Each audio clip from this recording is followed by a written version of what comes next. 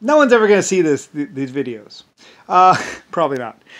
A couple crazy experiments I've talked about before. One of them was basically what would happen if you put two singers' songs together, or two singers' soundtrack, like two voices together, superimposed. Like have another person talking with me all at the same time with me. So where you can hear where my voice is interlaced, like have another person talking at the same time as me, basically, but with a different tone of voice, pretty much. And they made a song. They made a couple songs. Anyway, I had all these crazy ideas that I wanted people to do. Like I said, I had bands, I had musicians, I had scientists, I had researchers, I had engineers. Yes, and I had a lot of money. So anyway, they were doing lots of things for me. Like for instance, these songs and lots of other stuff. Like I said, music and LS Lucifer Star go hand in hand. Also colors and paint and a lot of other things. I've been paying people to do things and directing people to do things for thousands of years. Millions, actually. I direct on other planets, too. I led millions of life forms for lots of years. Anyway. Or hundreds, actually. At least. Not hundreds, yeah. Anyway, whatever. Anyway, though, one of them was this song released back in the 70s or 80s, basically. There's other songs like that too. I mean, a lot of music was actually me. I paid black performers, I played white performers, I paid all kinds of people.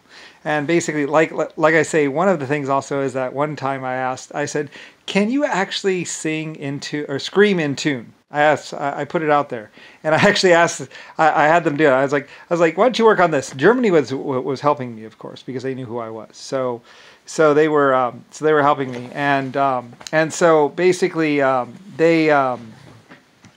wondered like could you actually sing a song or scream a song? Actually, what I said was, could you scream a song in tune? I wonder.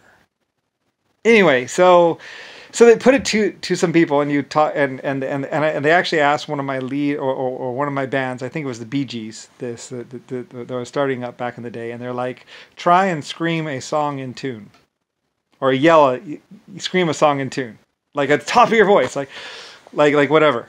So they start working on it, and they have like a couple people working on it, trying to scream in tune or whatever, or yell really in tune. And there's this one really talented guy that is actually a singer, and he's done a lot of musical stuff, and stuff like that, where he's actually really good at being in key, and actually do this other stuff.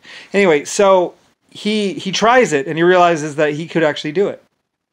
And so they start doing it, and at first it's a little rough around the edges, but then later on, he's actually, like I say, well, when they actually released the stuff, it wasn't all that, it didn't, most people weren't ready for it, like they say. But then 20 years later, and people start to actually, anyway, like I said, the Bee Gees, it's basically my German, my whatever, my group. I had this group of people, group of people, and they're basically just getting paid like every day or every week they go and they get their check, pretty much. And it's enough to live on and a little bit extra.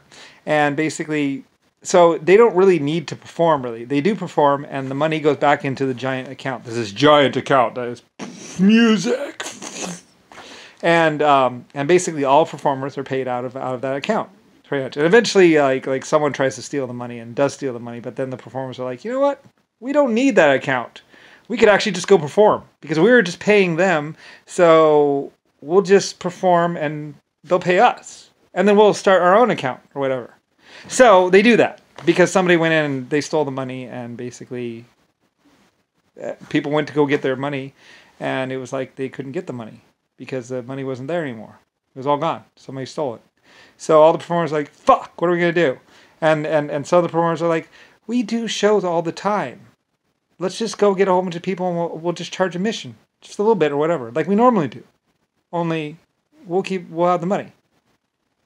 Anyway, because apparently that somebody stopped printing their checks and just took the money, or printed one big check and took off. Anyway, whatever. Anyway, but the point is that basically at some point in time, well, I mean, all these groups make a lot of money.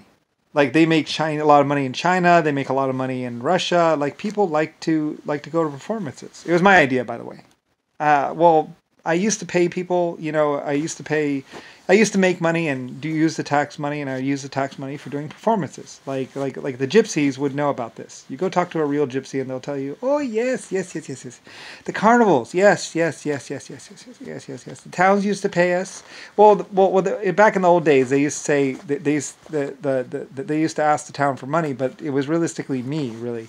And then later on, the pounds were the individual cities were actually just paying directly, but it was actually me. I was like, yeah, because I'd pay people to come to my towns and perform in my towns, because it was my workers. People who worked in the mine all day, and they would work on the mine, and then on the weekends I would want them to relax and have a good time. So I'd pay for circuses and rides and all kinds of stuff. It was my traveling circus thing, which later on became a traveling what's it called, fun rides and stuff like that.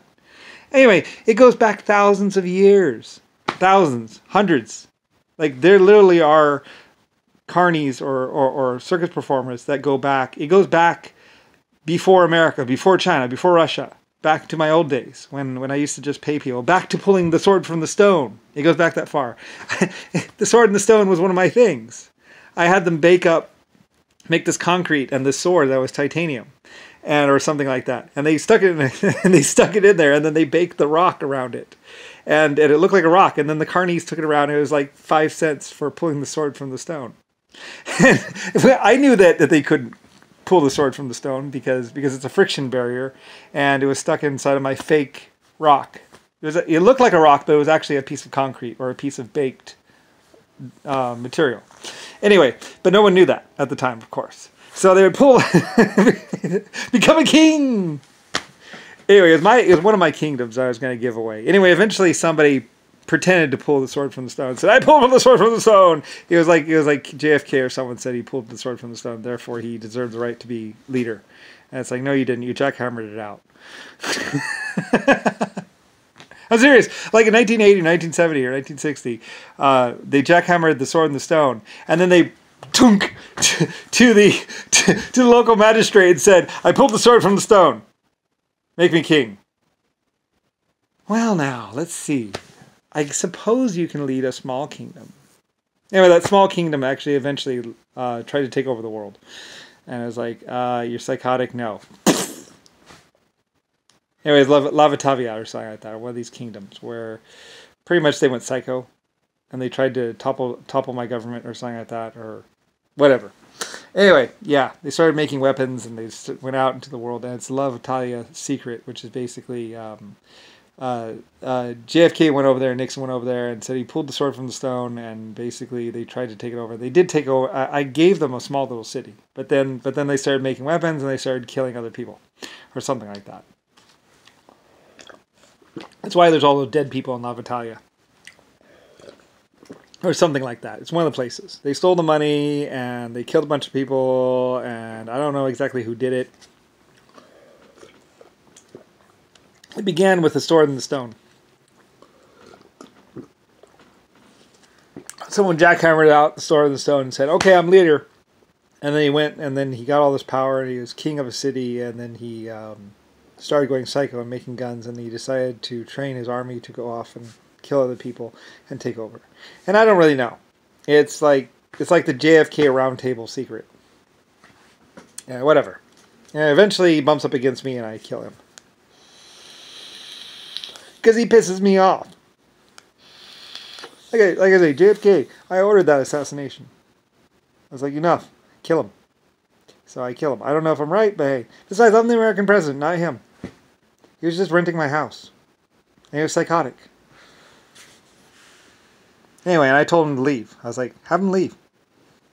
But he wouldn't leave, so. Anyway, so I ordered his death. I'm sorry. Maybe I was wrong. He had clones, though. So it doesn't really matter.